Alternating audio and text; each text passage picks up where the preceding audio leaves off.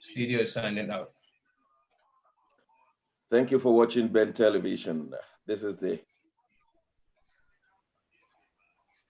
Thank you for watching Ben Television. This is #1 black television all over the world. We transmit all over the world, and so we are bringing you the best of analysis in this program. Welcome to You Decide, where we give you facts, information, analysis, but we give you that great chance to take an informed opinion and you decide. I have in the studio today with me um, eminent personalities who will be contributing. And we have our in-house researcher, Nat Yako. Nat, you're welcome to the program. Everybody, thank you for this Um, platform. yeah, and our renowned uh, political scientist who is going to give us great insight into the border agreement or disagreement as we now have it. Godson Azu, you're welcome to the program. Morning, Doc, and it's my great pleasure. Morning, everyone out there. And Viewers. for those who are in the Zoom, you are just watching, if you want to ask questions, all you need to do is raise up your hand electronically and we will give you a chance to participate. You can ask questions or add more information. Um, the British political arena has been faced with turmoil in the last 7 days concerning the reneging on the international agreement between Boris Johnson government and the rest of Europe. And the issue has been that it's going to affect the border of Northern Ireland and Ireland. Our viewers will recall that during the Brexit days of wranglings, the Boris Johnson government agreed that there will be no hard border. They agreed to so many treaties that will not affect the Good Friday Agreement. However, now that Boris Johnson has got 80 extra members of parliament to play with, he could afford to go back and say, I'm sorry, I don't want to go back. I don't want to go on that agreement. And it's been causing problem. Many politicians across the divide have been saying, how will it look like that the great British government is a liar and a deceiver when it comes to international agreement? In fact, one of his own says, how will we look in front of China and Russia when they renege on international agreements? Well, let me leave it there for my colleagues. I know that you studied political science in the university, Godson, and that's not too far ago. So, do you want to put more light on this one? Yeah, thank you, Doc. It's very interesting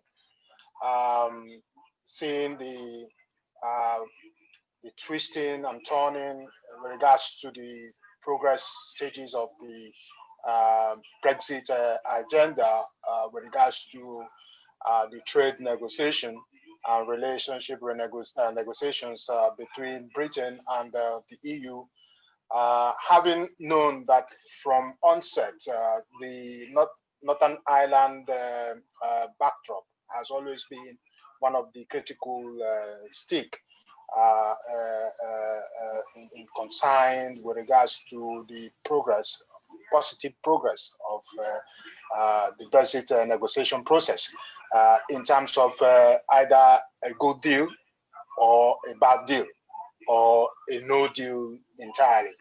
And obviously, I have a book that is about to be completed, which is centered on my view and my critical Analysis. discourse on the entire outcome of this Brexit tragedy. And one of my final conclusion is that the whole entire process will end as with a no deal agreement. And this has been my view since 2016, even before the Brexit agenda started. When I was preparing my dissertation for my master's, I wrote my master's based on the Brexit agenda itself, and I'm turning it into a book at the moment. And I believe that the issue here is about Britain taking its unilateral decision and action in terms of sustaining and protecting its sovereignty within the international community. You cannot have eat your cake and have it at the same time.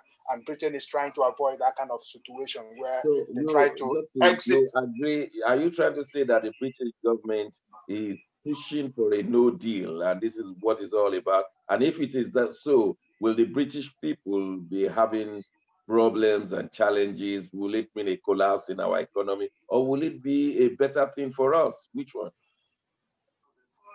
Well, I believe, I know that most of the, apart from the fact that some pro-European agitators or pro-European supporters are using the Northern Ireland border backdrop as an excuse to argue the negativity of exiting the EU.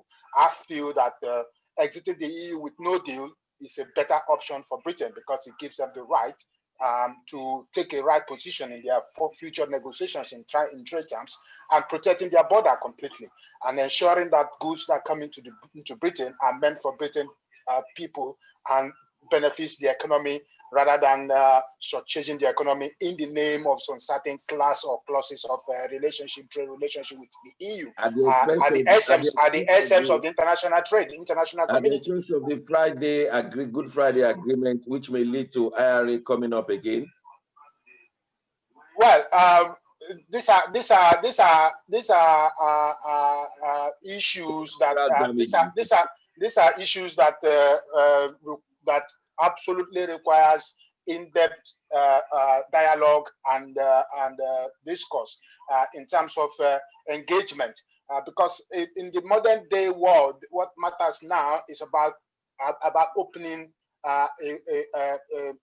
opening the avenue for what I call inclusive engagement, a process where the different parties involved in any dispute or in any disagreed views in terms of domestic or international relations or issues of legality are given the opportunity to air their view, are given the opportunity to make their case, and this is view and review.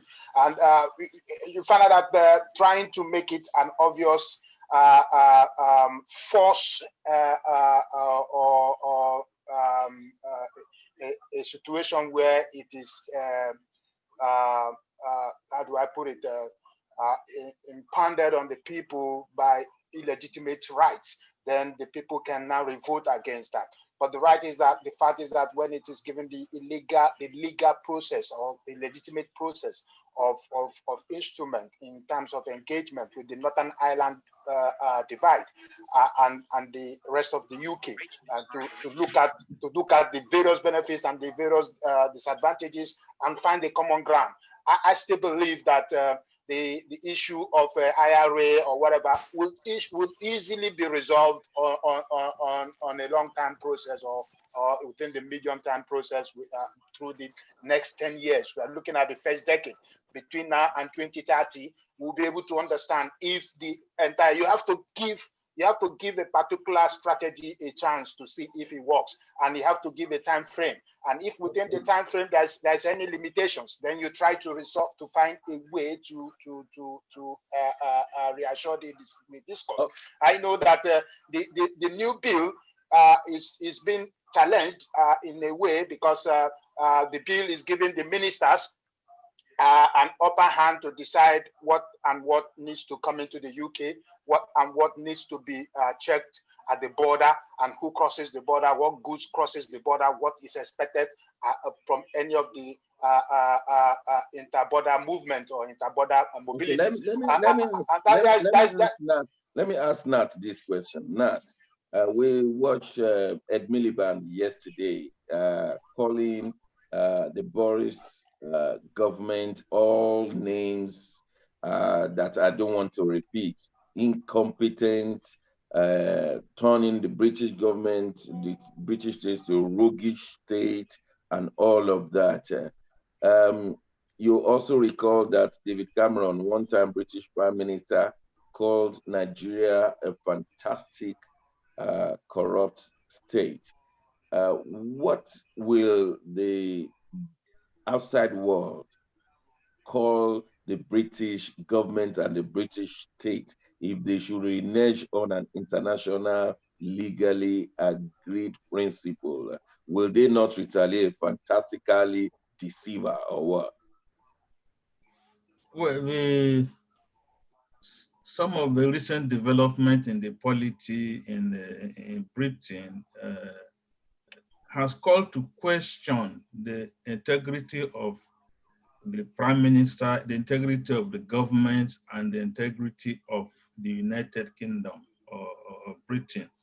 This issue of reneging on your word, especially when it comes to international relations, it puts question mark on the leadership of that country. Can anybody trust Britain again? Can anybody trust Britain for transparency in conducting any business? Is it because Britain has been held as the home of democracy? And one of the hallmarks of democracy is rule of law. You obey laws, you obey treaties, you obey anything you have put your voice into and you have put your signature on. You obey it. You don't go back and start cherry picking, which we see Boris Johnson trying to do. Britain cannot afford to be labeled as a lawless state because that's what it means. You don't keep, you are not going by the rule of the game. And a situation where we now have 5 former prime ministers, David Cameron, Theresa May, John Major, and this other chap, Tony Blair. Tony Blair, coming to say, Boris, you cannot do that to the image of Britain. There have never been a situation in history where 5 former prime ministers will come and agree on the same issue. The image of Britain is at stake.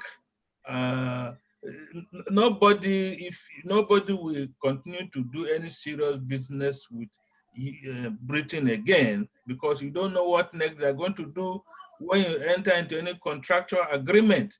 Will they change their mind along the way, or what will happen? So I think, and again, we know there's a build-up in the Tory party, that there's a storm building up. The backbenchers are planning to rebel against. Oh, sorry, I must go. I'm in another Zoom, and I'm just breaking to talk to you just now. I'll speak to you Monday. And we'll take it. In the meantime, I wish everything. Sorry about that. Okay. Yes, Nat, you were saying something. Okay, so I was saying Boris Johnson cannot do this to the image of Britain. But Boris Johnson is doing it because he has 80 members of parliament majority. So even if 40 should disagree with him, he has another 40 to slap the bill. So the bill is becoming an act next week, isn't it? Well, we know the bill has passed first reading with some bruises here and there. So we don't know whether the bill will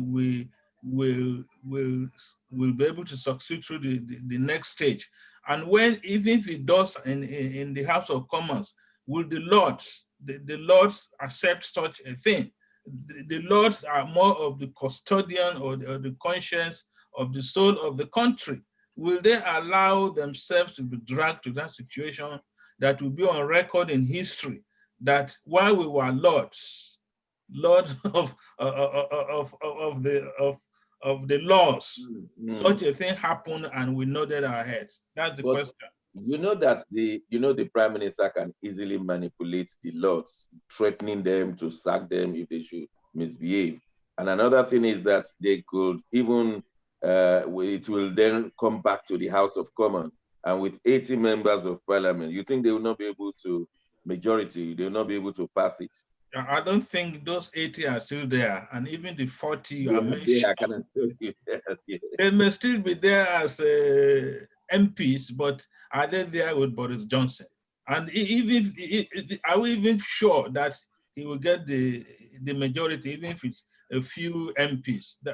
Because in politics, no, 24 hours, anything can happen. Well, Things can change. it all points to the bill we pass next week. So it's how to salvage the image of the British government and the British people. And Boris Johnson is not backing down. Well, just on a final note, because I believe that it's going to pass, just be ready for backlash from Russia, from China, and from African states. I wish Mugabe was there now. What do you think? What do you think Mugabe will be saying by next week when this bill is passed, if he had been there? Well, I believe Mugabe, who in one form or the other, may so rest in peace, has been an anti-British order, would be laughing to wherever he is at the moment if he sees what happens. But then the reality is just on the face of everyone, and what we ought to understand is that. This is an era, according to John Marshminer. I think it's John Marshminer, when he wrote the tragedy of power politics.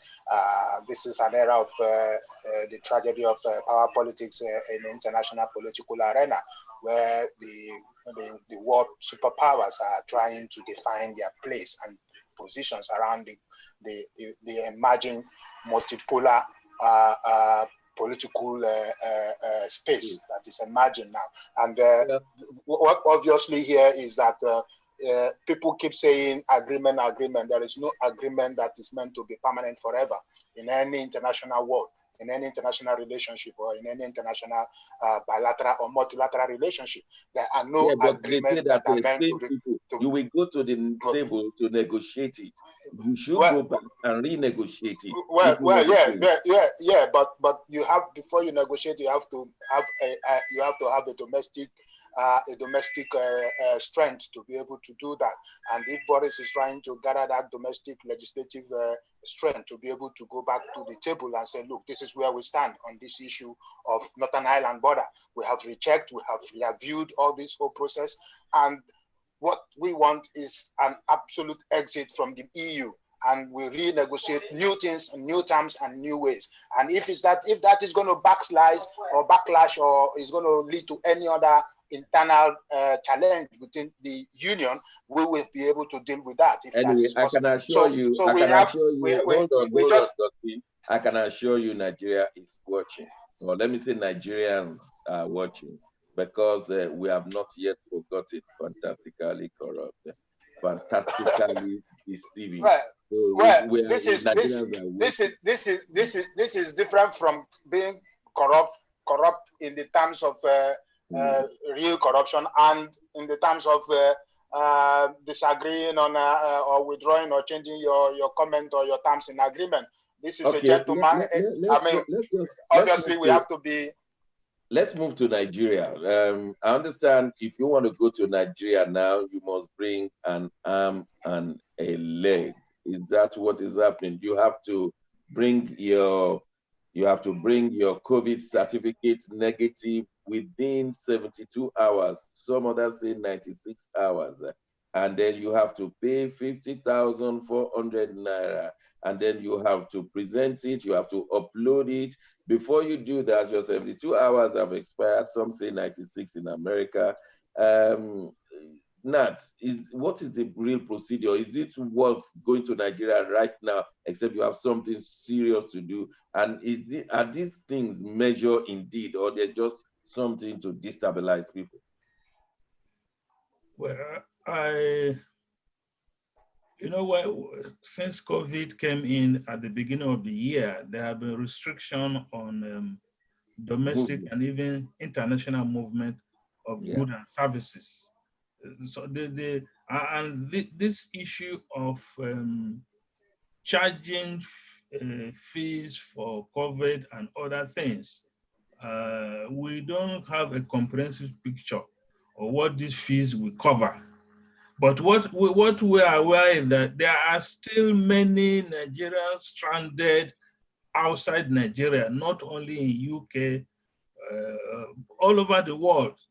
Nigerians are still stranded, and people want to go back home, no matter how much it's going to cost them.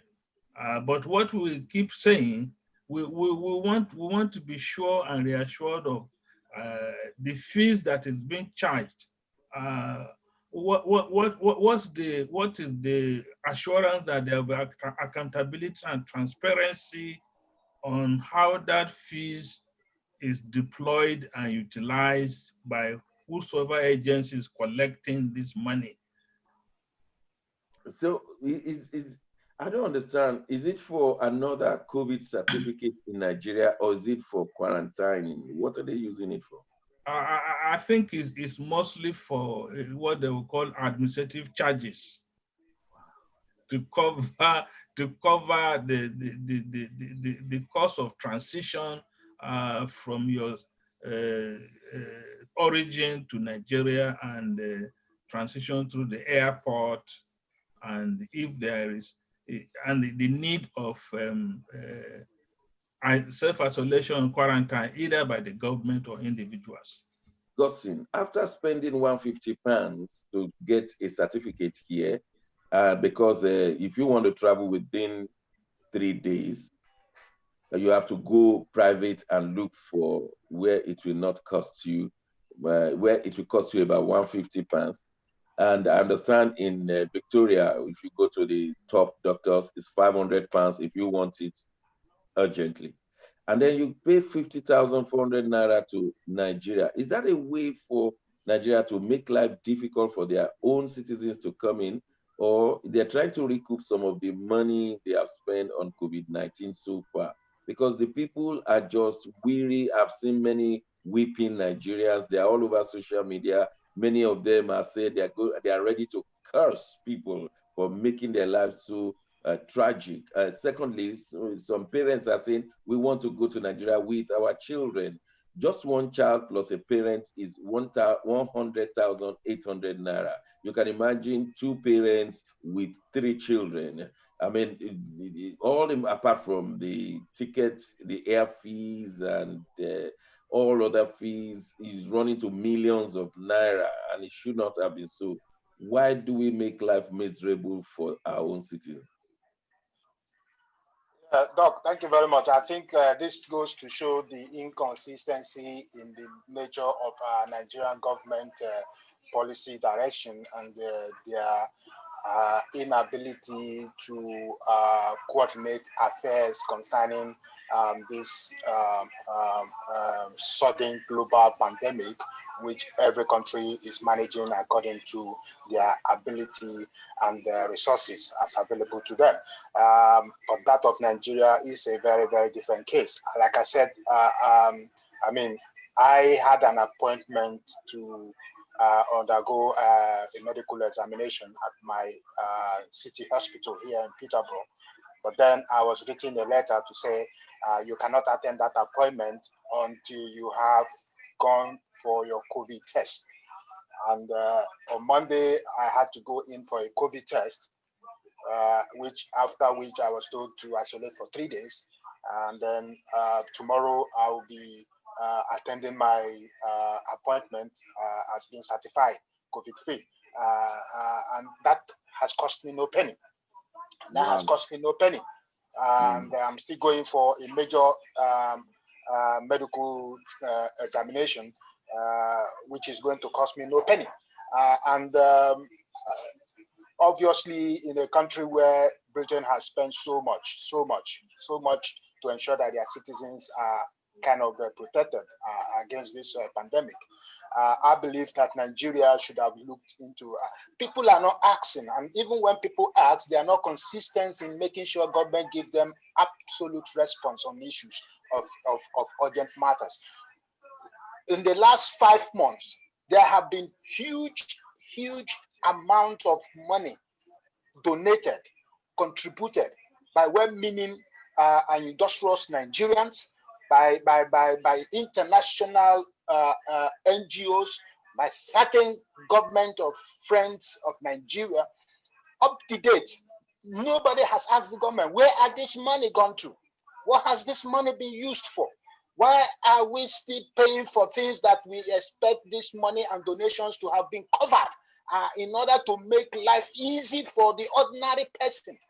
Nigerians are struggling to leave the countries where they are across the world.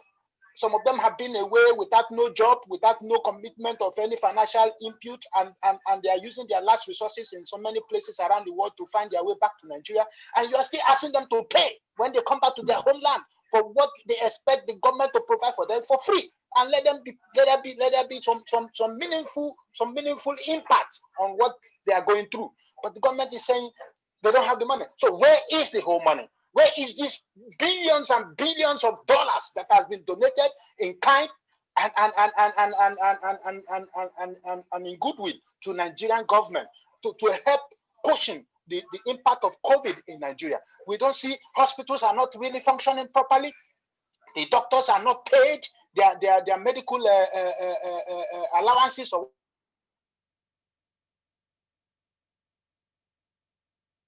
Well, we seem to be having a connection problem with Godson there. But let me give those on the Zoom and those watching us at home, if you want to call in, you want to participate, you want to say something concerning the arrangement, if you want to go to Nigeria today. Many people, they have lost their ticket money in the sense that the 72 hours will lapse and then they have to go and start all over again. And they said there's something that they call RQ and is not easily generated and time will have gone. So we have all these challenges. You want to participate and you are in the Zoom, just raise up your hand electronically and I will recognize you. Raise up your hand electronically and I will recognize you to say something because many Nigerians are really suffering just because they want to go back home. If you have had such experience, please let us know and let us know how you overcame it. I know that there are a few Nigerians on the Zoom right now. And so if you want to participate in that, raise up your hand and I will easily recognize you. I'm still talking about Nigeria and not the state of security. How secured is Nigeria now? I mean, we are not talking of what happened last year or last month. I'm talking of insecurity right now. What is the state before we analyze? Bring us up to date. Well, again, one has to talk with responsibility and sincerity of the security situation in Nigeria. For individuals who are able to pick up information electronically or otherwise, we have to be honest with each other. The situation is getting worse each passing day. We are talking of just, even if it's just this week or last week or 2 weeks ago, there are examples, stories that have been confirmed and not denied. Groups that have been kidnapped or whatsoever word we want to use. We have this example of a senior DSS officer who was killed in Katsina. Katsina is a town, Katsina is a state in the northwest geopolitical zone. He was killed after the bandits collected, some people say 5 million naira. Some people put the figure at 8 million naira. They collected the money and the young man was still killed at the age of 32 or thereabout. Another security challenge was 26 officers of the Federal Road Safety Corps were traveling somewhere in Nasarawa State around Toto, and they were waylaid, and 4 of them were killed. The others were taken captive. I think 8 were released yesterday, and the southern Kaduna killing is ongoing, and even some towns or local government in northern Kaduna are being, people are being killed, like Igabi local government, Chukun local government. People are being killed. They even go to individual houses to drag out people and kill them, not even asking for ransom this time around. We still have the challenge in the northeast, especially Borno State, also with an extension to Yobe State, with an extension to Adamawa State, with an extension to even Bauchi State. The insecurity is still there.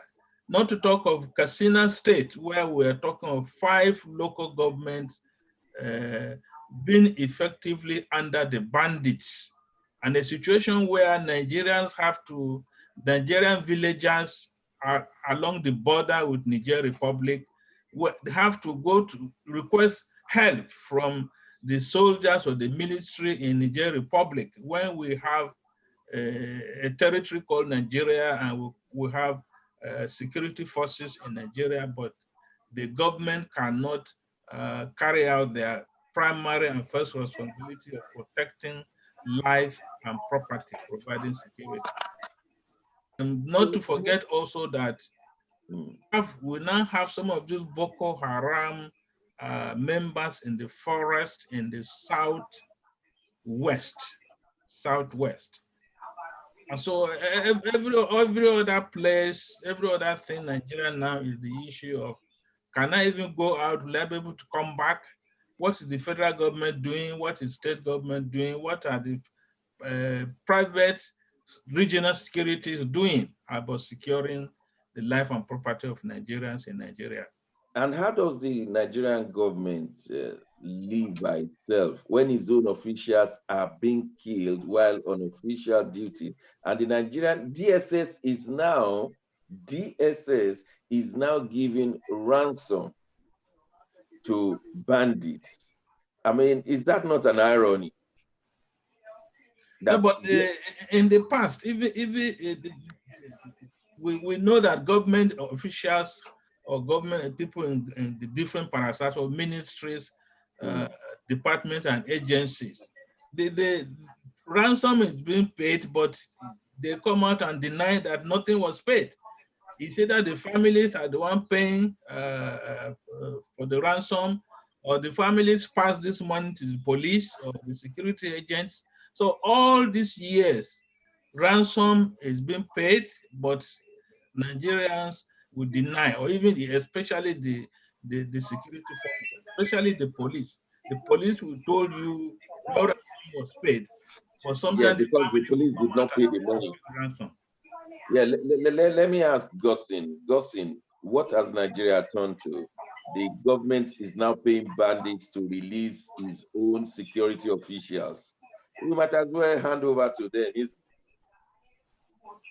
Well, Doc, it's an obvious issue that Nigeria, as at this very moment, is a complete failed security state in Africa and in the global community. Irrespective of the fact that the government is claiming that they are under control of the security situation in Nigeria, that is just a government political propaganda. The situation on ground and as we speak, is that there is no actual safe place in Nigeria. We only survive by the grace of God Almighty. Everybody is believing that God is watching him or her. For this fact, given the fact that I just address this one. The Department of State Security is called the Department of State Security. Their officials were abducted, and government was ready to beg them, in fact, settle them. The government now of the state secure government in charge of state security, DSS, were secure. I mean, it used to be bandits settling state security officials. Now, is the state security officials settling bandits? What will the ordinary man do in a state like that? Well, like I said earlier on, when you have a state where there is a failed and a complete collapse of security strategies, security fabric, you end up having such issues like this. If the security system and the security strategies are in control, you wouldn't hear such stories. You wouldn't hear such things in the public that security details are being kidnapped and the security operatives are paying money to rescue their own men. This comes to the two stories. There's two stories that I had, and I kind of marry it to what is happening. And I said that Nigeria is in danger, and really, really in danger. There was this story of a billionaire in the north who was kidnapped, or his wife was kidnapped, and then he was asked to pay ransom. And by the time he negotiated the ransom, I think it came to about 50 million naira or something like that. And then he had to pay that money by going to getting somebody in central bank to give him serial number notes, new serial number notes. And then he had to pay these guys the new serial because they requested for cash, and he had to give them this money. But unfortunately for these guys, the Malam had to go to most of the banks in town and tell them that anyone that comes with bulk of money with this serial number should be reported. And unknown to the insurgents, they went. Few of them went to deposit their cash share in one of the banks in town. And then when they noticed the serial numbers and they kind of married it with what the billionaire informant gave, they alerted the security people. And the security people, those in good mind, came in and looked for these guys, arrested them.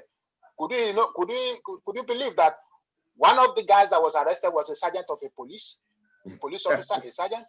The other one that was arrested was a serving army officer. And by the time they were interrogated, they came up to say that one of their ringleader is an assistant commissioner of police serving in Nigerian police. So you could see the network of the work going on, which means that some of those people who are kidnapped within the system knows that those who are operating and orchestrating this agenda are still part of them. There's still some of them as an insider working for those outside. So, and then you see the other story of the Ghana guy that was killed in Benue. Yes, that went to negotiate how he can destabilize Taraba State, just like the other state that have been destabilized in the north. And then he was negotiating between 1 billion and 350 million. And you could imagine when somebody is negotiating how to go and kill people, and money becomes an issue between him and his negotiators or his contractors. And then when they realize that they can't have this guy, because the guy cannot agree with the 350 million naira they want to pay him to go and destabilize Taraba State and give Taraba State a different name, a similar situation like they have in Benue and Plateau at the moment. You know, they decided to kill this guy. And by doing so, follow up with the conspiracy agenda of arresting some of his group members and saying that they are all terrorists or whatever. But the story is, as the man narrated his story, which is gone viral, that these guys were trying to negotiate him to be the ringleader to go and destabilize Taraba State and create an insurgency in Taraba State that will weaken the strength of the government and the security. And what did he say? out of the, why he's insisting on 1 billion naira, he said that that 1 billion naira will allow him to settle some of the security operatives, both DSS, SSS, FSS, ESFFGG, ESSCC, police, army, soldier, navy. He will settle everybody so that when he's operating, by the time they get to where they're operating, they have already done what they want to do. The police will capture the riffraffs and say they have captured the insurgents people or bandits. You see, these are syndicates. These are organized crime in the society, which involve both those in the system and those outside. Because there's a saying that says it is the rat that is in the house that invite the one outside to tell him there is fish. And if the one outside does not know there is fish in the kitchen, how will he come and be running around the kitchen looking for fish? Why running around looking for the fish? The cat in the house will catch him. So it's better that the rat in the house that has source where fish is tells the one outside, come, see where the fish. Don't need to worry yourself going all over the place. Fish is here, come and eat. So the fact is that for DSS, for army, I said it one time ago, I said that what is Nigerian media people doing? When the Nigerian army arrested some Boko Haram people, and then they said that they have taken them to the radicalization institute. They radicalize them. Now they now incorporate them into the society. And along the line, these same people you are claiming to have de-radicalized, you now infuse them and then put them in conscribe or conscript them into the Nigerian army and make them recruit in the army. How do you expect that these people will be innocent enough to fight for you when already in their system, in their blood, all they know is about insurgency? Forget about this issue of Nigerian radicalization process. It's all paperwork. It doesn't enter in the brain of those that are concerned. So we have in the military some ex Boko Haram gangsters operating within the Nigerian army. Of course, they are within the Nigerian army, and they are covering up, and they want to settle security issue in Nigeria. You cannot settle security issue. It's like in the early 90s when police was recruiting ex armed robbers, ex crime offenders that are released in prisons. They go and register to join the police. In the 90s, there were so many ex armed robbers who were police officers, who were policemen. And then all these things cannot work in a society where there is no proper vetting, where there is no proper record keeping, where there is no proper statistics, where there is no proper consideration of certain security strategic elements in recruiting people into the security forces. Everybody becomes a security officer.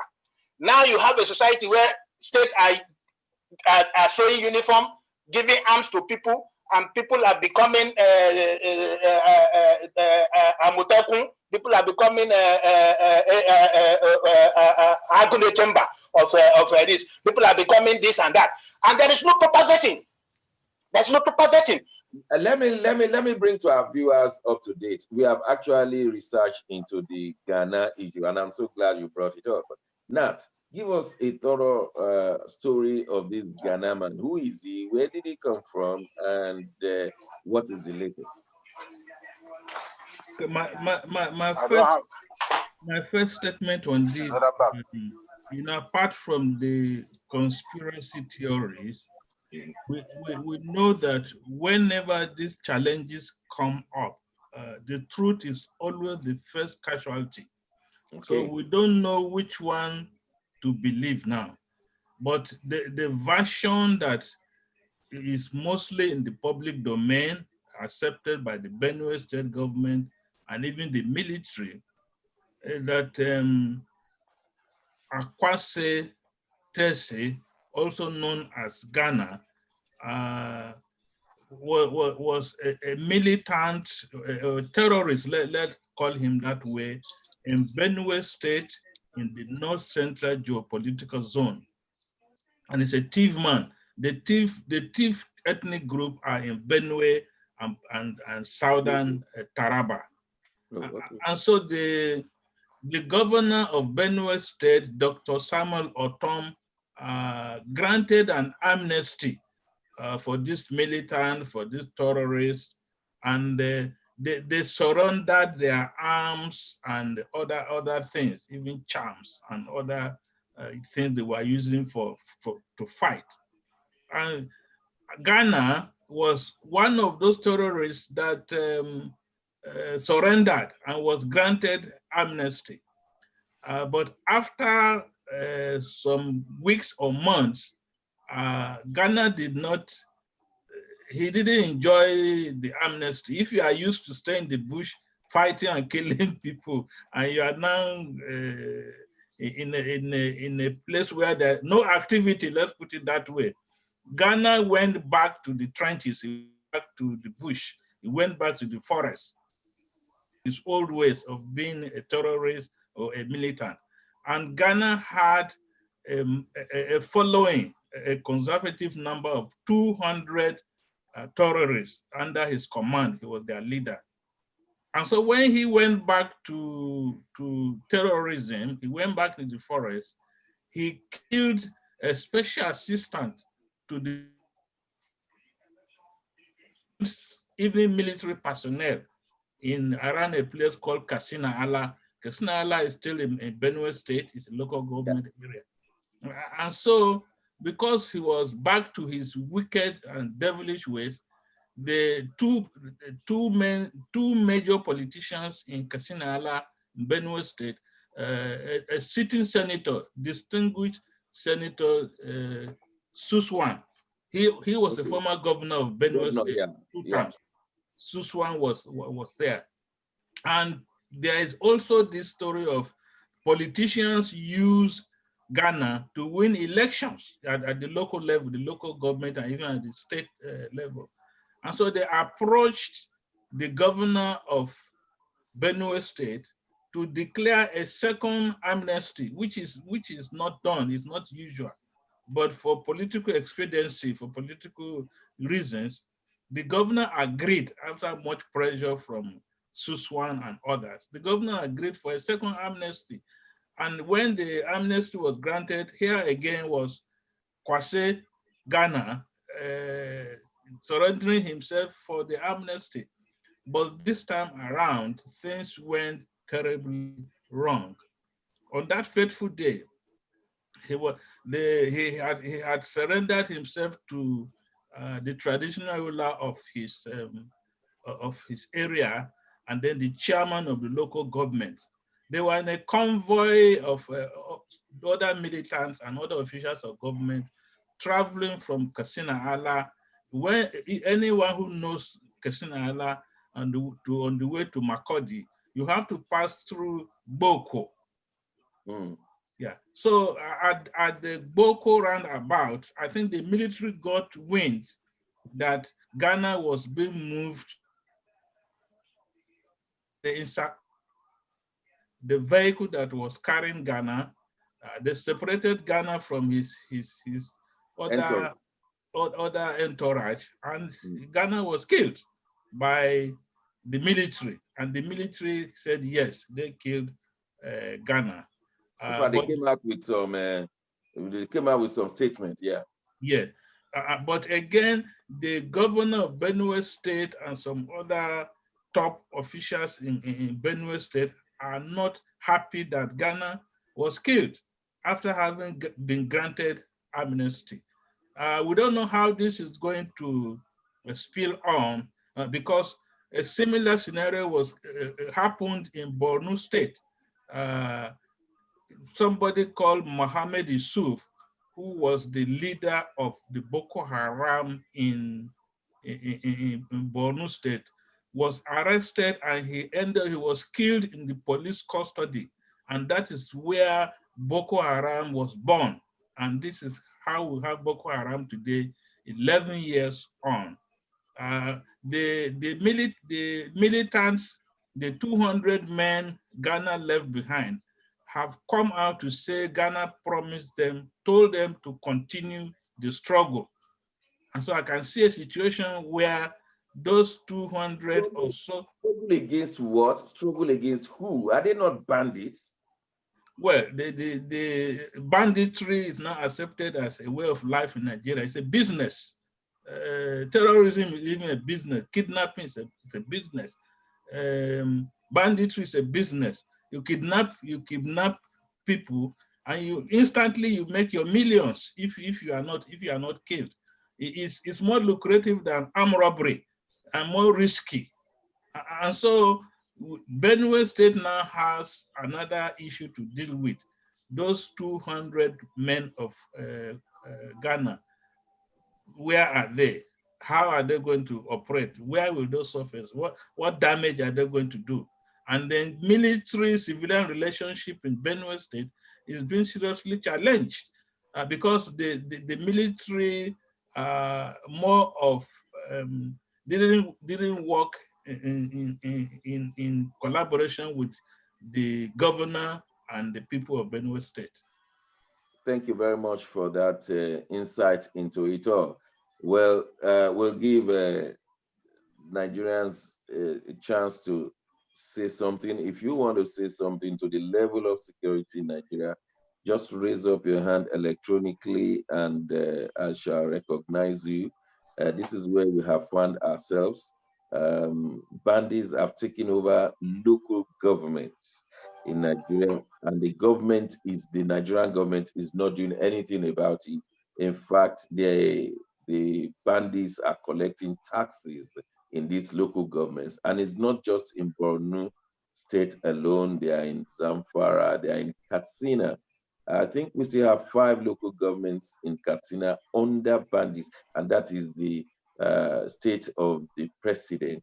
And it appears that the president is either not there or sleeping or just not caring enough to ensure that the oath he swore to on the day of his inauguration, that he will take care, secure the integrity of Nigeria, he appears not to have taken it seriously, because these areas are being controlled by outsiders and nothing is happening to them. And so we have this state of insecurity. And many Nigerians don't want to go back to Nigeria for security. So sad to say. And one could just imagine that the future of Nigeria is limited. And that's where I want to shift to now. Godson, Nigeria as we know it may no longer be tenable in a few years' time, because if we have governments like this who don't care whether bandits have taken over parts of the country, and they are collecting taxes, and it's not just for 1 year, it's over 2, 3, 4 years, that certain parts of Nigeria have been taken over either by Boko Haram, ISIS, ISWAB, or any of these terrorist organizations. And the government is not even fighting to take these places back. In fact, the government is working for these bandits by giving them amnesty, by de-radicalizing them and feeding them, clothing them, giving them jobs. And the people who are really displaced and killed, they continue to suffer. Do you think it will be difficult for the Yorubas to walk away? I mean, if nobody is going to stop them, if you have not stopped Boko Haram in 10 local governments in Borno, in 5 local governments in Katsina, in 2 local governments in Zamfara, and who knows where others, these are the documented ones, then I believe the Yorubas will just walk away and nobody will be able to stop them. Or what do you think, Gus? I think quite different from what many Nigerians are thinking. The situation of Nigerian, as I say, is only going to take Nigerians themselves to resolve the challenges that is faced in the country. Running away from the challenges is an act of weakness. We all have to face the reality, because we as people are part of the entire collapse structure of Nigerian society.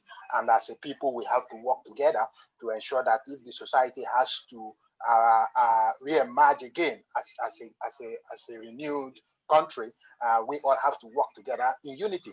The problem we have in our country today is that we have people who are talking about unity in their lips, but in their heart, they are far away from what is called unity of purpose in the name of societal dividend. And so that is where we are facing the real challenge.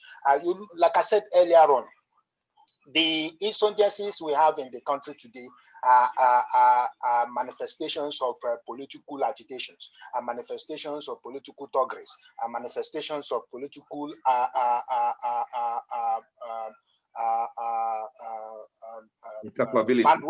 bandwagons that were used by politicians to achieve their political aims. And you know, one biggest problem of most politicians is when they use these young men and women to achieve their goal, they tend to turn their back against them. And what happens? These people become very, very aggressive, angry, and then they begin to take arms against whoever has treated them so badly. And like late Obafemi Awolowo said, he said that the leaders who fails to take care of the people that they call their followers, they should be warned, because tomorrow their children could be the victims of this same group of people. And this is what is going to be happening if the politicians, do not sit down and have a rethink. You may think you are protecting yourself and your children, and then you are depriving these young and vulnerable men and women in every society in Nigeria, using them as thuggeries. But tomorrow, when you are no more, your children will become victims of these people. And that is what is going to be happening. You see, like you said in the Southwest, the group of people that Tinubu has been using over the years, and empowering them, and people do not know what these people are gathering for the future, will become a thorn in the life and the flesh of people in the Southwest when Tinubu is no more, when Tinubu loses his political energy, his political will in the Southwest. The people that Oshimole is gathering, empowering, using, enforcing them to become relevant in the society today, that has no human sympathies in their heart and in their spirit. When Oshimole loses his political energy and goodwill and political will in the society, and is even no more to be seen as a person, this same group of people will become the thorns in the flesh of the ordinary society people and even some of the politicians. This is what is happening in the North. This started as far back as 2003 or 2007, when Bunu Shetima or whatever was governor of Borno State. And this whole thing has been going on and on and on and on and on and on. And we are in where we are today. This is happening in River State. The people that Wike is using, the people that Amechi used in River State, that are less relevant now, are less relevant in the society. They are not being empowered as much as they can. They expect to be empowered when Wike was in control of money and wealth. Are beginning to turn against the society, people in River State, and this go on and on and on and on. So the politicians have a role. No, wait a minute. I ask you only one question. Will the Yoruba people walk away? Will they get away with it? The Yorubas cannot walk away. I absolutely tell you, the most difficult people that want to walk away from this Nigerian present structure is going to be the people that are calling themselves Oduduwa people, because even at the moment they are divided. Even at the moment. I just want us to make a thorough analysis of it. The Yoruba World Congress is gathering momentum. And Nat, maybe you want to throw some light into this one. The Yoruba World Congress is making big noise, and they are moving more rapid than one would have expected. Like Godson rightly said, they're not coherent. They don't appear ready. They are nothing near what the Biafrans did in 1966. Yet they are making waves in America, in Britain. They have made themselves distinct from Nigeria. We have a video that has gone viral where they are shouting, "No more one Nigeria. We now have our Yoruba nation or Odua nation." Do you think it's going to be that easy, or the Yorubas, they are just naive?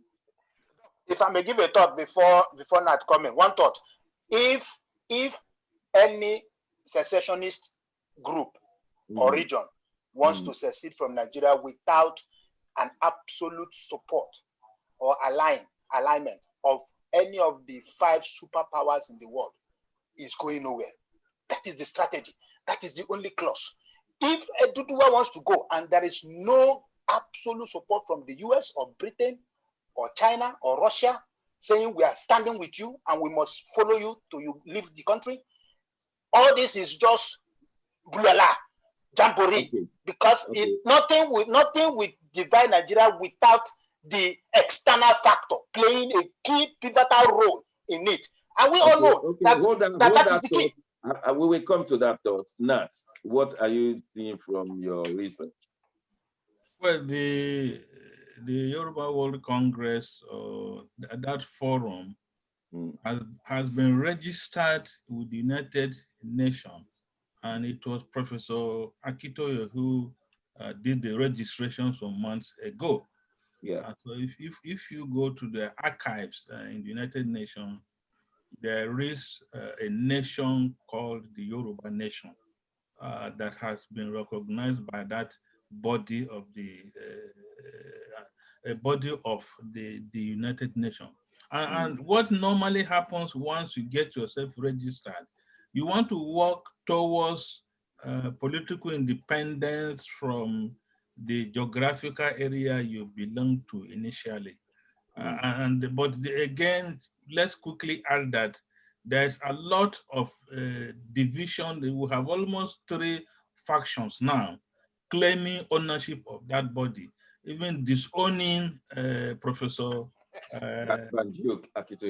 Akitoye, who has championed the cause for some years, who ensured the registration of that body. Again, if you go back memory lane, the Yoruba nation have always cherished their independence as individuals, as a group, as an ethnic nationality. And if we also will remember, most of the first dad came from that part of Nigeria and the south west geopolitical zone. But what the scenario we have today is the level of integration of the Yorubas with other nationalities in Nigeria is more of an entanglement now. To easily separate is not going to be easy because there are situations now, apart from business alliances, you have inter-ethnic marriages and political alliances. And if we are now talking of 1 or 2 of them talking of being president of Nigeria in 2023, this is not the time to start talking of we want to go our own way in Nigeria. It is not going to be a smooth ride. So many things, so many factors are going to be taken into consideration. There is this Chinese proverb that says, talking will not cook the rice. You need more than talking. You need to talk. You need to walk. You walk the talk. And so we are all. But I'm going to challenge you. Yeah. There are about 4 nations in Nigeria that want to walk away now. One of them is Yoruba. Another one, the newest one is Middle Belt Nation, if I'm right. Correct me. If I'm, then of course we have Arewa and we have IPOP. All of these with strong question marks. What if they just say, look, we are not doing again? What can you do? If we are not doing what? They are not going to be, they don't want to be in Nigeria again. I mean, some parts of Nigeria have been taken away, seized, and the federal government is not doing anything about it. Do you think they will do anything if one group says they're going, we're going? They didn't touch Boko Haram, 10 local governments in Borno. They didn't touch the one in Katsina. They didn't touch the one in Zamfara. And if the Yoruba say we're walking away, will they touch them? Well, if we have a brief look at those entities you have mentioned, the Southwest seems to be an entity on its own, having same characteristics, values, culture, and other things. But if you go to the Southeast The Southeast, you are talking maybe of 5 states, 5 states that have so many things in common. And their neighbors with the South-South, which some of them don't have anything in common. In the case of the Middle Belt, even in the Middle Belt, there are so many nationalities, let's put it that way, even though they are neighbors within a geopolitical zone. And the same thing with the area you mentioned. The area you are talking, of, maybe you are talking of the Northwest geopolitical zone and the Northeast geopolitical zone. But even that, you find loads of minority ethnic groups. The binding factor there is the language. The Hausa language is a lingua franca in that part of the area. And again, we've had people talking of the Middle Belt with the South forming an alliance. Again, that alliance is still on paper. We are not too sure of how the thing will be concretized and moving them forward. And again, this is not the first time that we have had this issue of agitation, people seeking for their own independence. We've had these agitations before, especially in the 60s and late 60s. You know, we used to have 3 regions: Northeast, West, and then the Middle Belt, the Middle East, no, the Middle West. Midwest came in. We had 4. But when the first military coup came, we had 9 states, 12 states, and today we have 36 states. And people are still talking of marginalization. And so it's not going to be easy to say we are walking away, but easier. I think it's easier to. Yeah, we want to hear from Nigerians. Actually, we want to hear from Nigerians. If Nigerians are going to walk away, if some nations in Nigeria want to walk away, what will it entail? Will it be possible? The Igbos have tried it in 1966. It did not work. And I don't want to say most Igbos. Many Igbos don't want to leave Nigeria for various reasons. But IPOB is not saying that one. But then the Yoruba agitation is now growing further and further. I would take Dr. Akindele, who is signifying, and I want to take more Nigerians if they want to say something. Yes, Dr. Akindele. Yeah, good morning. Yeah, my problem is we need to be a little bit more we need to be a little bit more objective here. If we're gonna be made or be be seen as serious and non-biased, we gotta balance things. We can't keep criticizing all the time without balancing things with some positive thing that's happening, some things that's not happening, particularly with that man in Plateau or whatever they caught and killed. He deserves to be caught and killed. We cannot glorify these terrorists. We cannot one minute saying, oh, there's some people killing some people. Yeah, but when they get caught and then we keep saying, oh yeah, they're good, it shouldn't be killed. It's not. Everybody like that needs to be caught and killed. Then when they get caught and killed, it will send the right information to the people that you cannot terrorize. The reason why some of the oppositions, including a few people in this forum, are championing that man is because that man is working for a certain political party. We need to jettison this partisan politics in the affair of Nigeria. That man was working for that governor and the PDP, and he's killing people and blaming it on the Hausa Fulani.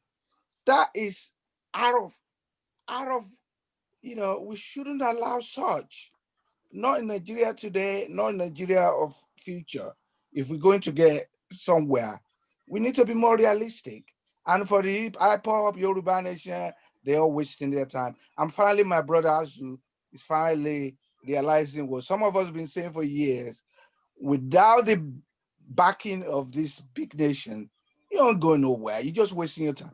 The best approach is to all of us to be patriotic, work, find solution to the Nigerian problem. All these marginalization shout, these people are appointing something. Let the man appoint who he trusts, regardless of where they're from. 4 years goes quick. When somebody else get in there, if they want to do that, they'll do that. Nigeria is so new in democracy. We shall get there, but those sort of, maybe favoritism, choosing your son, for now, that will happen. If you read the American history, if you read American political history, British political, they had the same problem in the future, in the past. Let the man choose whoever he wants to. We have ministers who are chosen from, all over Nigeria, federal character. So if you want to choose special assistant or whatever, let it be. If we have Southwest or Southeast president next time, let him do the same. If we keep doing that, we will get it right one day. But if we keep condemning people all the time, not giving solution, Nigeria is still going to be the same in the next 100 years. Enough is enough. Let's use our education to get our people, move our country forward. Our people think better, not contribute using our education to cause chaos, to confuse our people. Those people in Nigeria, most of them don't know how to govern already. We are not helping. We are adding more salt to their problem instead of being more objective. Teach them, and try to find whatever is going wrong rather than, criticize it positively and find solution rather than condemn me. I mean, anybody turn to this thing every Wednesday, they're gonna think this is anti-Nigeria all the time. It shouldn't be. I'm for positive criticism, but all this it's not balanced. Let me tell you, Dr. Johnson, this is not being balanced. There are so many good things going on in Nigeria. Why are they not mentioned? It's not about banditry. It's not about terrorists. Nigeria is moving forward, and if we don't participate, Nigeria will still get there. And I plead, I urge all of us to see Nigeria as our only nation, regardless of what passport we carry, and let's help Nigeria and Nigerians. That's it. Thank you very much. That's a very good view. We appreciate all discussions, all from all the spectrum on this program. So thank you very much, Dr. Akindele, for your from your perspective. The only one I didn't get was Ghana being used by PDP. That's new to me. So, but it's good to know. We just present what we know. We didn't know that he was working for PDP. Yeah. And yeah, we didn't know. You are the one telling us now. So that's good that, and if anybody has anything in contrary, please just let us know. We present this.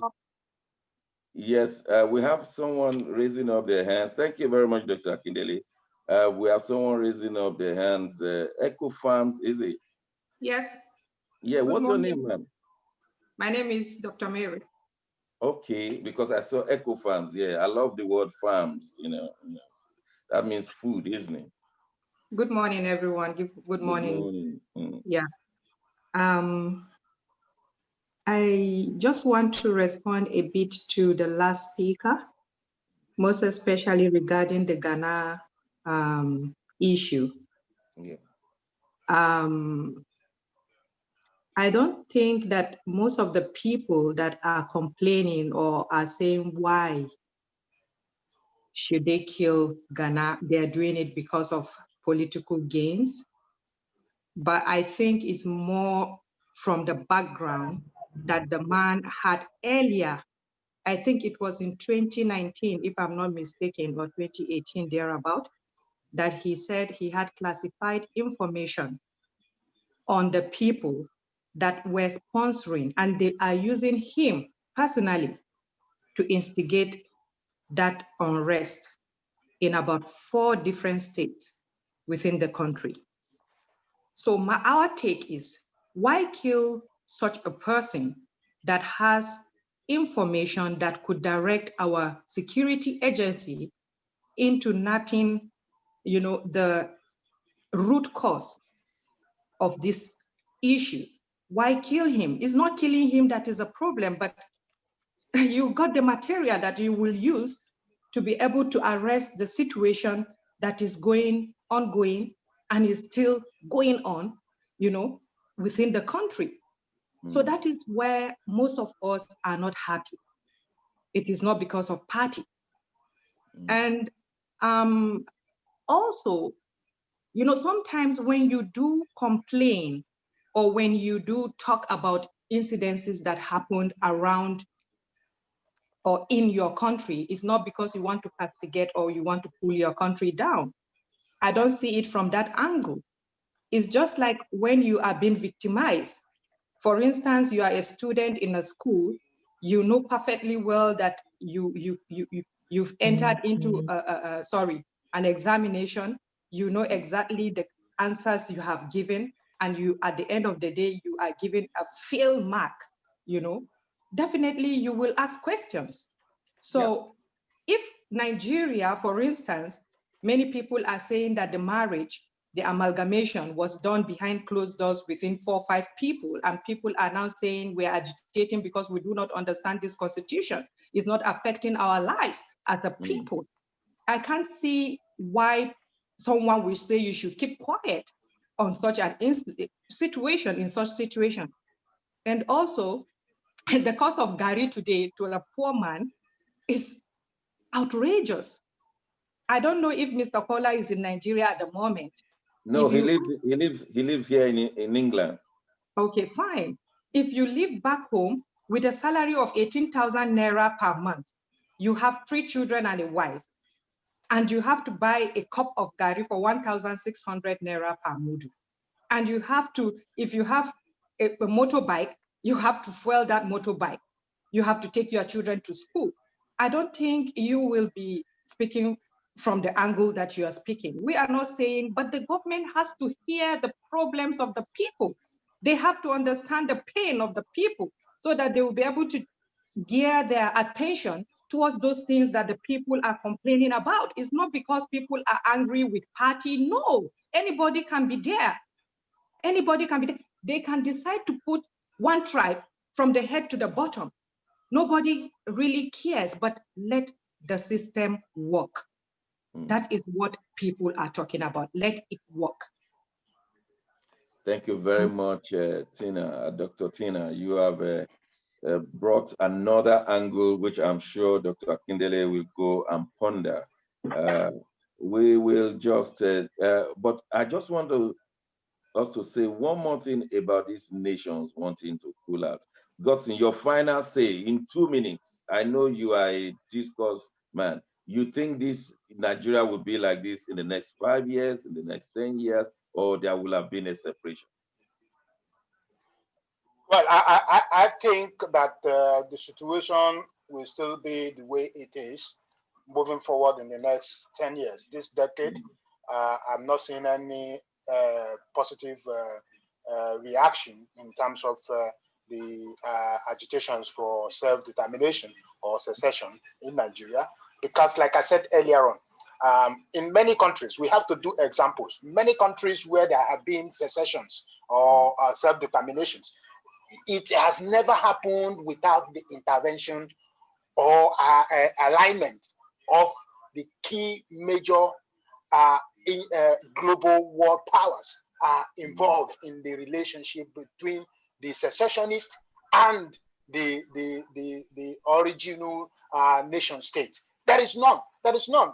From the collapse of the Soviet Union to the collapse of Yugoslavia to the collapse of Czechoslovakia to the dismantle of Sudan to the collapse of Eritrea from Ethiopia and the rest of them, keep counting them on and on. from the dismantling of Bangladesh, Pakistan, from India. Even with regards to UN accepting letters and documentations of the interest to secede, it doesn't give any right for any nation or any ethnic group to just withdraw from an existing nation state. There are nations that have tried it. Today, they have not been accorded the right of a complete recognized country of its own.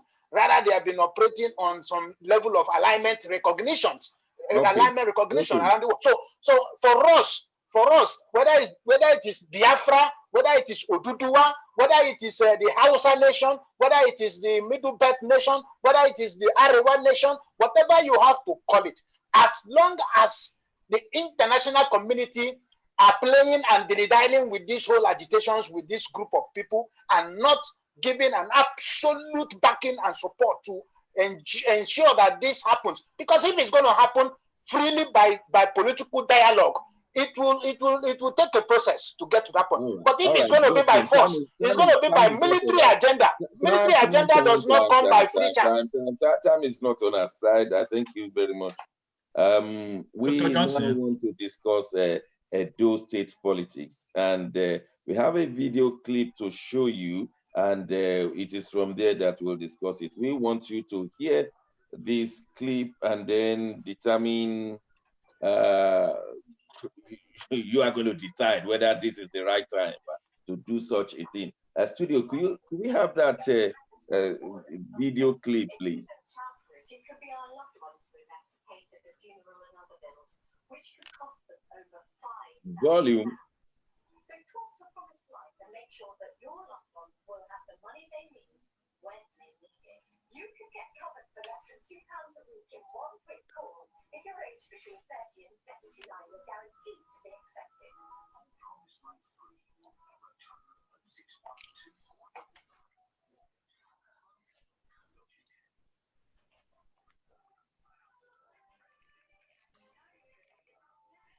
Can we have audio, please?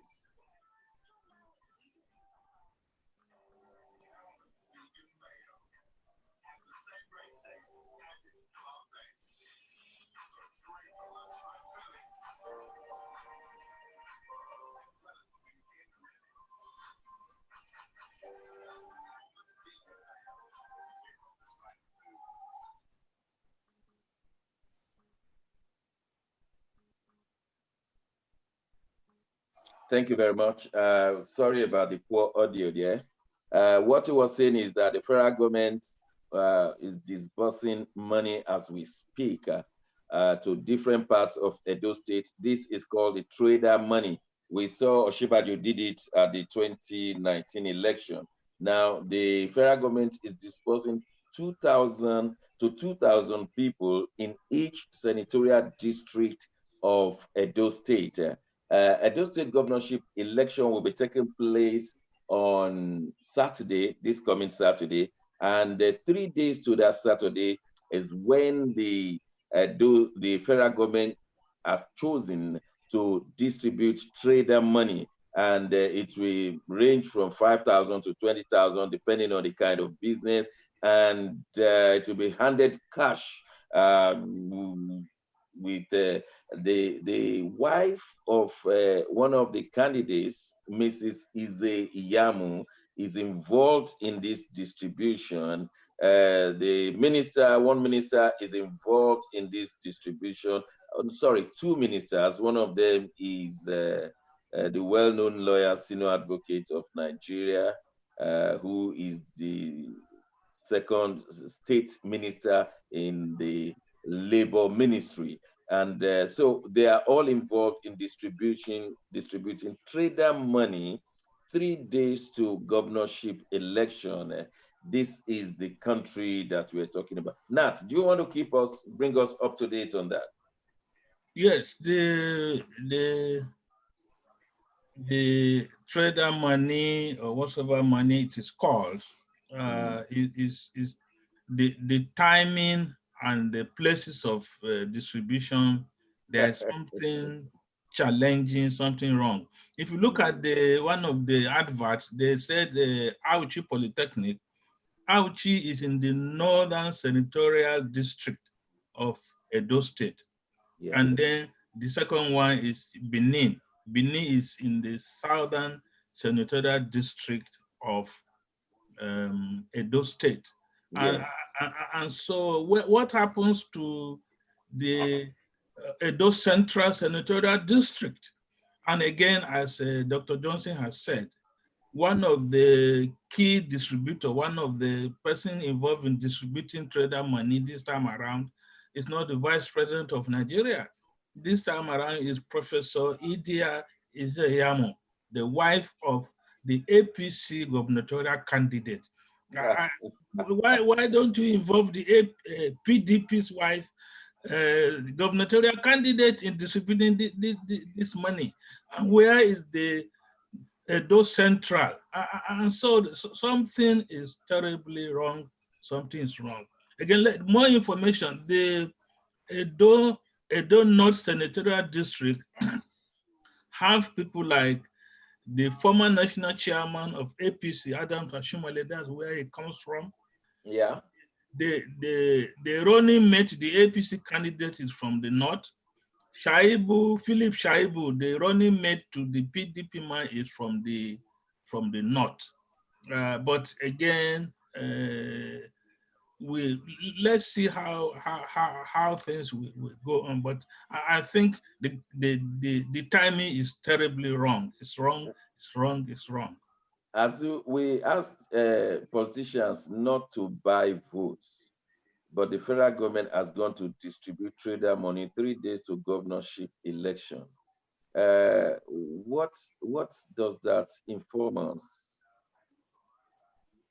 Doc, it is very obvious that many of us are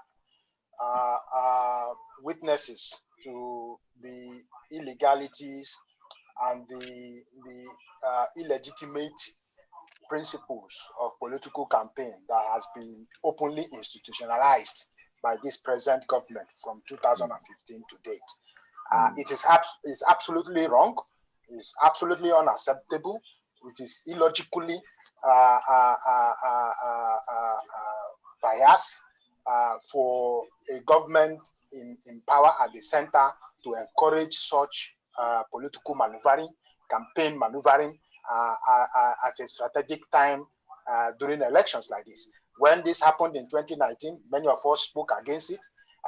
You cannot use the people's money for a particular political party agenda, while the money is meant for a national and the collective good and will of the Nigerian people. It's very clear that this is just another way of bribing people to vote for a party 3 days to an election, and indirectly telling others that they are all fools if they don't know how to do theirs better. So the issue now is about, can the sitting governor initiate his own idea of trader money and begin to campaign and buy his own vote legally as it's been institutionalized? This is an institutionalized agenda by the party in power to buy vote legally according to their own thinking and belief. But every reasonable and rationally thinking Nigeria will know that this is an illegal, illegitimate means of buying vote indirectly by the government in power, the political party in power. So the issue now is, can the governor of Edo State, sitting governor of Edo State, now initiate his own traders' money in Edo State with an agenda of distributing wealth and empowerment to people 2 days to the election? So the issue here is that, Doc, we need to move away from all this whole thing. We need to move away from this whole thing. It is not good for our politics. It is, like I keep saying, and people should just be reading meaning to what Awolowo said, that the leaders of today who fail to do the right thing, we have themselves to blame, because their children will be the pains of the future of this old atrocity they are causing. So we have to get our politicians are the most notorious human beings that we have in the country today. They are the one orchestrating crime. They are the one orchestrating banditry. They are the one orchestrating Boko Haram agenda. They are the one orchestrating kidnapping. They are the one orchestrating high place corruption. They are the one instituting everything that is going wrong in the country. It's not about the ordinary people, because it takes the ordinary people to be called into the room of sharing agenda for them to be able to be part of that sharing agenda. So when you see somebody today says, I was a cleaner, street cleaner, and tomorrow I'm now a billionaire, and you're wondering, how did you become a billionaire from street cleaning or toilet cleaning? Suddenly, under 1 year, you are now a billionaire. After it's all this whole thing that these people are creating. We try to manage the Niger Delta militancy agenda, and now they have now revamped that military, Niger Delta militancy again, by empowering people without any future focuses for them to know what they are going to do with whatever empower they have. So thank you, Godson. It's a wrong ideology. I'm mindful of the time. It's just an insult to the intelligence of the Edo State people that the federal government could now distribute trader money with Mrs. Izeyamu being part of it 3 days to the time. I think it's an insult if the Edo State people get it right. It's an insult to their intelligence and to the rest of Nigerians. It's a slap to the rest of the face of Nigerians that the federal government has gone so low, to the lowest of the lows, to distribute trader money 3 days to the gubernatorial election. We saw Osinbajo did it in 2019. Since then, Osinbajo has been roped up that he did not distribute all the money that was given to him. The Osinbajo lost all his reputation in the so-called trader money distribution that up till now, nobody knows whether he's still the vice president or not, because his integrity went straight to the end of the ocean. And now they've come up again to do so. And well, we want the Edo State people to vote according to their conscience. Nat, we saw Tinubu on a video that's gone viral, urging the Edo people not to vote for Obaseki. He has never done that except for against Akeredolu, and it never worked in Ondo State. They told him to shove his words in his mouth, that they didn't want to spend their money in Lagos State. Now we have come to this place again that Tinubu came out openly to be telling Edo people who to vote for. Is this the case part of 2023? Why is this so important? Well,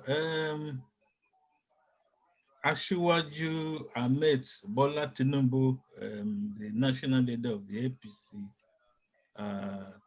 I think it was yesterday or so during the Arise morning show, a video was played by him, and again, it is very, very unfortunate, and that such a man will come out and say such words in the public. It is not Ahmed Bola Tinubu's business to tell the people of Edo State whom they will vote for. And and Edo State is not part of Southwest or part of Lagos State. Even when there was Western Nigeria, Edo State and Delta now were in the Midwest Nigeria. And again, we have seen the vehement reaction to Tinubu's words. Obaseki said it, but the former national chairman, the first national chairman, John Eyegun, came out to tell Bola Tinubu that it is shameful and disgraceful for somebody considering or having a presidential ambition state, just because one, Adam Tashimole was was suspended from the party and he's still under suspension. He was removed from chairmanship of APC, and by implication, Tinubu is losing ground in his ambition, and he thinks using this platform will help him. I don't think he has brought himself down so low. But Tinubu doesn't learn from the history of recent past. He did it against Mimiko. The people of Ondo State shove it to your mouth. You are not. I'm quoting them. We are not taking Ondo State money to Lagos. Tinubu lost the second time Mimiko was. Then the same thing happened to Akeredolu. Akeredolu had the support of John Oyegun, and Akeredolu won. So he's not learning that his political sagacity is waning, and of course he will sink with it when if the majority of the voters in Nigeria go against him in 2023. But we see this one as clutching to the straw, someone drowning, clutching to the straw. But the people around Tinubu, especially TNN 2023, they don't appear to tell him what's going on.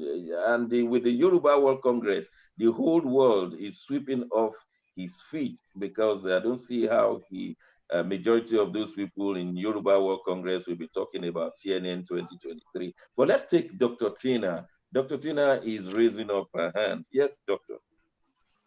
Hello, thanks. Yes.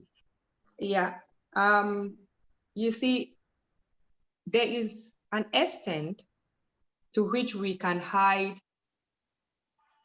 our, let me not use the word, let me try to bring it down, our rubbish. You brought it down very well. All right, there is an extent to how we can hide it. And if you say you're going to continue to hide that rubbish under the carpet, one day the dirt will surely surface. As it is right now, we can see that the international community are beginning to send their satellite upon our nation, in the sense that just recently, US said there is a ban on certain people. Yeah. Few days ago, the minister here, Boris Johnson, said the same thing, most especially regarding the Edo election. This should go as a signal to the people that what they are doing is not right, and they have to readdress their steps.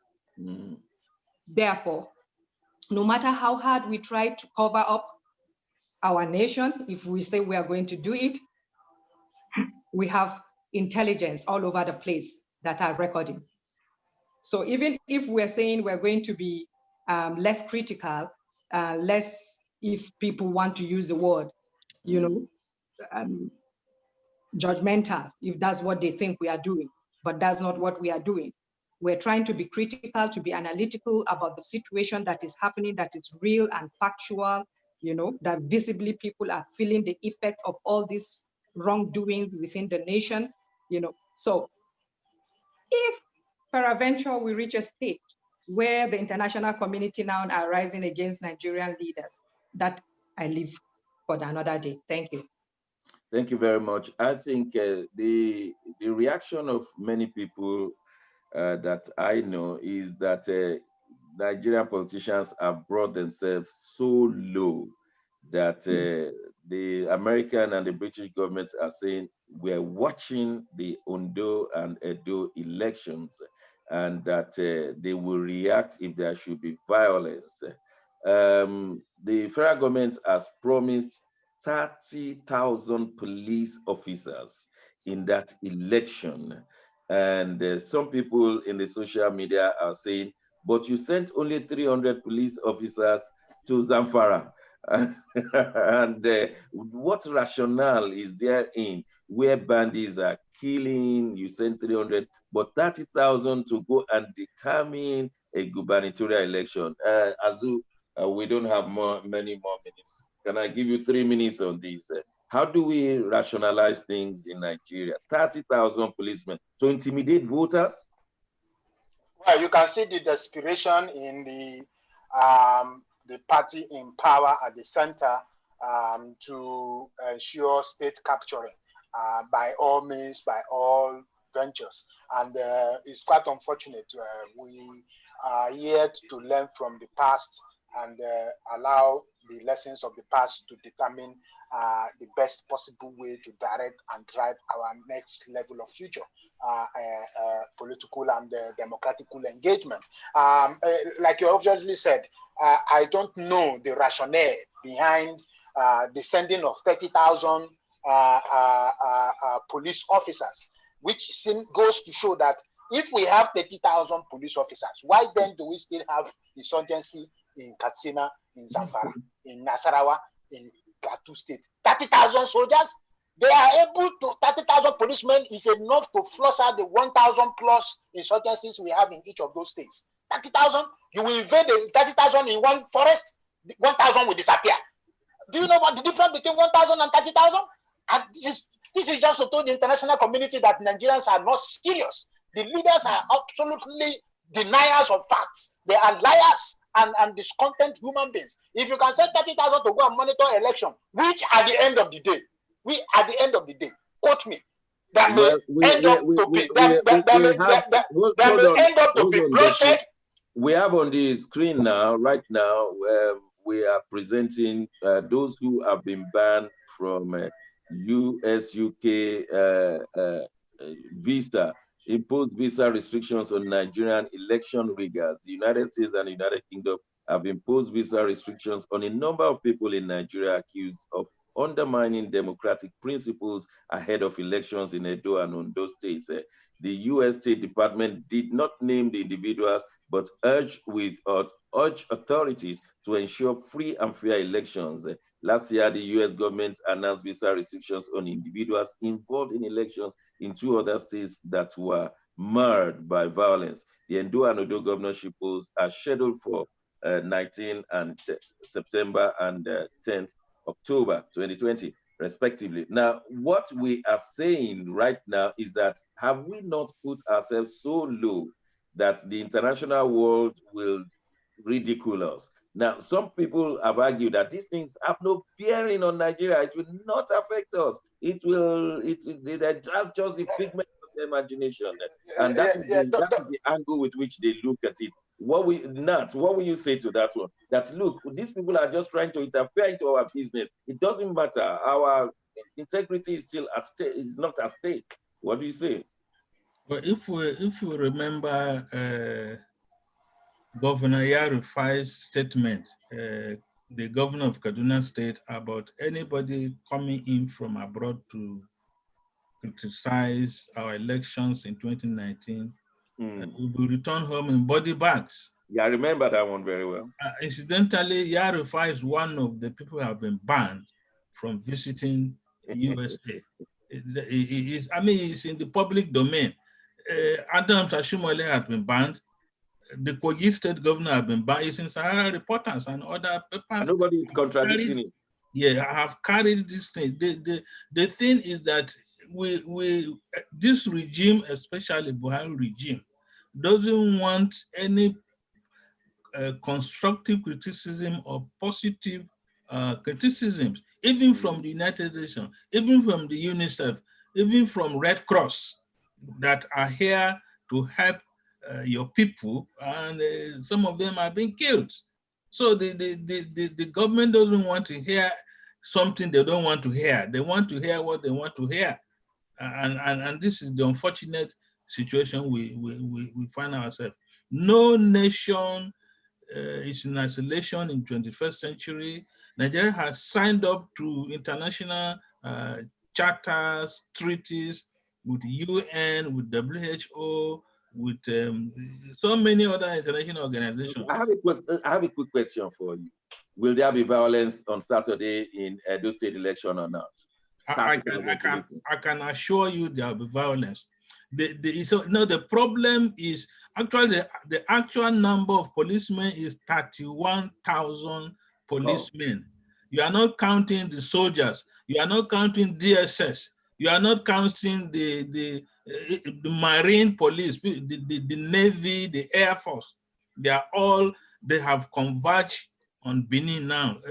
The former head of staff there. Would that not stifle voters from coming out? If I should be a voter, if I were a voter there, I would think, why am I going to a war zone to go and vote? It simply means their votes will not count. Because just yesterday, two senior lecturers in one of the universities in the South have been arraigned before the EFCC, and some INEC officials have been dismissed because after the voting, after the counting, there is a problem with collation and announcement of results. So the issue is nobody's vote counts. It is the collation officer or the man who announces the result that determines who win elections. And to worsen things, our election results are now being determined by the courts, which I don't think is part of democracy. Okay. All right. It's quite unfortunate. It's quite unfortunate that we have gotten to this point where we are. And like my colleague rightfully said, I think the presence of the large number of security operatives in Edo State is going to insinuate a huge level of clashes between the natives across some regions in Edo State. And there's two strategies here.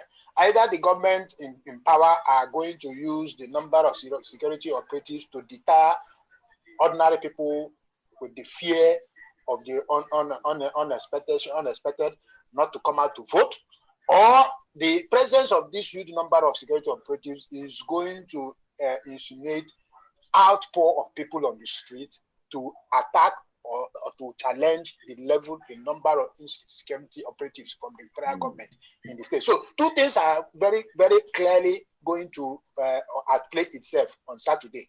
And we hope that the best of the agenda comes true. And like Matt normally finally said, and I want to agree with him, this election will determine whether the vote of the ordinary people in Nigeria counts moving forward, or we are still going to abide by the writing of election results, numbers by the collation officers, and then end up in court and the judiciary decide who becomes the governor by their own whims. So it is a very, very dangerous timing and strategy of our next level democratic agenda in Nigeria 2023. Well, we have to wrap up, and I will give you 1 minute each panelist. I just have to thank you. You've been wonderful. For those who have been in the Zoom, you've been wonderful. But I want us to spend the last 2 minutes we have in this program, and I'm going to give you 1 minute each. The Naira is going down and down. The federal government has done very many things to keep it up. $3.4 billion was used 2 months ago to prop it up. It worked for 3 days and went to 600 Naira to £1. And then 2 weeks ago, the CBN decided that, look, let's give the money to BDC, Bureau de Change. Let them have it and sell it at 385 to those who will need it. It worked for another 3 days. As we speak, it is £1 to 575 Naira. How do we go from there? I mean, has this really failed? Not 1 minute. The Nigerian currency called the Naira is gradually becoming like toilet paper in Uganda under Idi Amin, and in Venezuela, where their currency is not even as have quality like toilet roll. And finally, the currency of any country depends on the level of your productivity. In Nigeria, we are not producing anything, we are just consuming. And our foreign reserve has gone down so low that it may not last us for the next 3 months or so. And how is oil doing? Maybe oil can help us. Oil is not even selling. Okay, Azu, your own 1 minute. Well, I think the problem is that we have highly educated economists in the country today that form the National Economic, whatever they call it, Council. But unfortunately, I would say that they are not helping the government at all with the best advice, or either they are advising the government and the government is going the other way. Because one, at this moment, what the government needs now is to revitalize the industrialization and agricultural mechanization of Nigeria as we speak today. You cannot have, can you imagine that they gave somebody 600 billion naira for humanitarian affairs? 600 billion naira can build 30 different industries across Nigeria with multiple productions of any agro reprocessing products in Nigeria. 30 at least with 600 billion naira. Today, nobody is asking, where is that 600 billion naira? What did he do? What did he bring to Nigeria? Nothing. Now you expect she distributed the money to the 36 states, and nobody in those 36 states will say they never. That's a monkey story. Because today, the problem we have is we lack proper foreign direct investment in Nigeria. Nobody wants to go and put money to build industry in Nigeria as we speak today. All the people that are doing is buying shares. Money we have in Nigeria today is money that goes into buying shares in corporate organizations and banks. No foreigner is bringing money to say, I want to incite an industry. I want to own a huge farm and processing plant. We're coming back next Wednesday. I have to thank you, Godson Azu. People are telling us monkey stories. What kind of monkey story that you share? I have to thank you. Dr. Tina, I have to thank you. Dr. Akindele, and all those who have been watching, silent watchers on the Zoom. You've not said anything, which means you don't want me to mention your names, but thank you very much. We are sure to come back next Wednesday with latest happening in Nigeria. I'm sure we will have a result of Edo State for you, and we're looking forward to having a good time in Nigeria. For those who think we're too critical of Nigeria, we are going to be more critical of Nigeria. Let Nigeria put itself into proper place. But for us to tell them that red is white or white is black or black is white, we will not do so. Further greater criticisms on the governments of that nation if they don't change. My name is Shegun Johnson. Until next Wednesday, thank you very much for the crew at the studio. Thank you for the Ben Television authorities who will come your way. God bless Britain. God bless America. God bless Nigeria. Till next Wednesday.